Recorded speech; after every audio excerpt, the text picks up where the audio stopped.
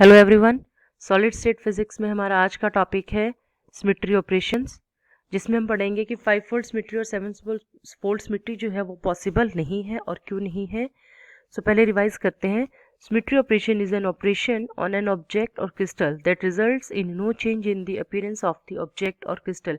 कि जब हम किसी भी क्रिस्टल पे को रोटेट करते हैं पर्टिकुलर डिग्री से, दैट इज 360 डिग्री से, तो कंप्लीट 360 डिग्री रोटेशन के बाद अगर वो क्रिस्टल अपनी ओरिजिनल पोजीशन में वापस आ जाता है, that means that is symmetrical operation.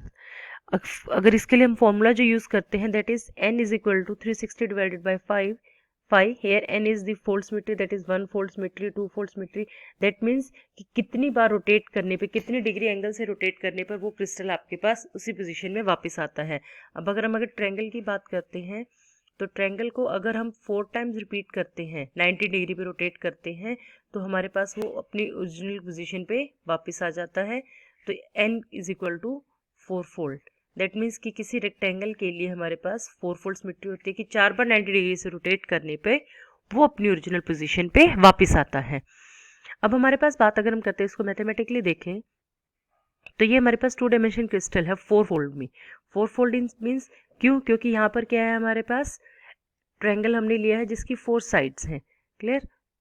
अब अगर हम बात करते हैं 5 की, तो 5 में इसमें क्या होता है, हमारे पास 1 2 3 4 और 5। अब अगर हम इसको रिपीट करेंगे और इसको अगर हम ज्वाइन करेंगे तो हमारे पास क्या है, बीच में एक गैप बच जाता है। तो ये गैप जो होता है जिसकी वजह से हम कह सकते हैं कि 5 फोल्ड सिमेट्री पॉसिबल नहीं है। क्यों? क्योंकि क्रिस्टल हमारे पास नहीं बना। क्रिस्टल क्या होता है, एक कॉम्पैक्ट स्ट्रक्चर होती है, बीच में कोई भी गैप उसमें नहीं होना चाहिए।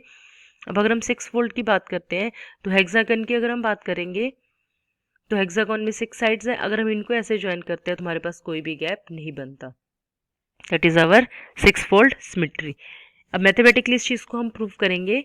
उसके लिए हम क्या करेंगे, एक लेटिस लेंगे 1, जिसके कि हमने 4 लेटिस पॉइंट्स लिए हैं और इन लेटिस पॉइंट्स को हमने ज्वाइन किया है ट्रांसलेशनल वेक्टर t से, that is a b c and d। Here this is distance between the two lattice points is called translational vector t। कि दो लेटिस पॉइंट्स के बीच में जो डिस्टेंस होता है उसको हम कहते हैं ट्रांसलेशनल वेक्टर्स t। अब हम क्या करेंगे, इस लेटिस को ए बीच के जो लेटिस बोला है हमारे पास क्रिस्टल, इसको हम यहाँ से एंटी क्लॉकवाइज रोटेट कर देंगे एंगल फाई से, इसको हम क्लॉकवाइज रोटेट कर देंगे एंगल फाई से। क्लियर? तो ये जो पॉइंट था डी सी वाला जो पॉइंट था वो यहाँ पर आ जाएगा और इसको जब हमने रोटेट किया तो बी जो पॉइंट था वो हमारे पास यहाँ पर आ जाएगा और इसको हम आपस में ज्वाइन कर देंगे इस तरीके से। यहाँ पे भी हमारे पास क्या है, लेटिस है। ये हमने क्या किया, एक परपेंडिकुलर ड्रॉ किया यहाँ से आर और यहाँ से एक परपेंडिकुलर हमने ड्रॉ किया एस। अब ट्रांसलेशनल वेक्टर क्या होता है, दो लेटिस पॉइंट्स के बीच का डिस्टेंस, तो P और B के बीच में जो डिस्टेंस है वो भी T हो जाएगा ट्रांसलेशनल वेक्टर, और C और Q के बीच में जो डिस्टेंस है वो भी क्या हो जाएगा, ट्रांसलेशनल वेक्टर हो जाएगा। ये जो पॉइंट है ये T इसके पैरेलल में है। अब अगर हम देखते हैं ट्रायंगल से पाइथागोरस थ्योरम से, तो P के जो डिस्टेंस है that should be T cos phi, this is your angle phi, again this is also your angle phi, this distance is also t cos phi, downward it is t sin phi। तो इसी figure को लेके हम mathematically prove करेंगे कि 5 fold symmetry हमारे पास नहीं होती है। देखिए इस तरीके से ये पिक्चर है हमारे पास, इसमें जो डिस्टेंस है P Q is equal to P R plus R S plus S Q, that is P R plus R S plus S Q.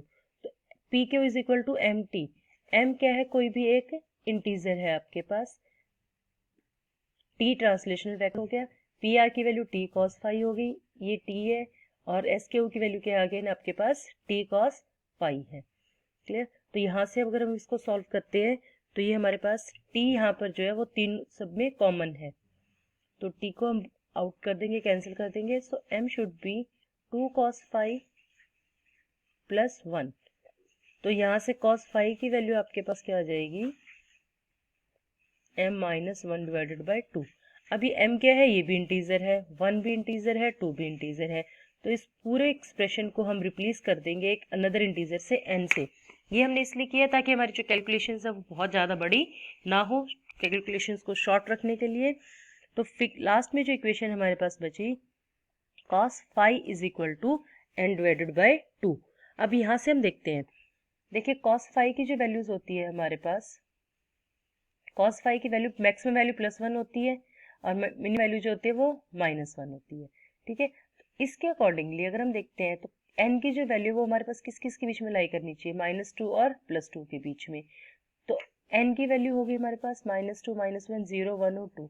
यहाँ पर हम ये वैल्यूज पुट करेंगे n की, तो cos phi की वैल्यू क्या आ जाएंगी, -1 -1/2 0 1/2 और 1।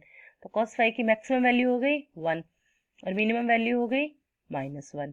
अब इसके कॉरेस्पॉन्डिंग हम एंगल देखेंगे कि जब cos phi -1 है तो phi की वैल्यू क्या है 180, देन 120, 90, 60 और मैक्सिमम के लिए क्या है 360 और 5।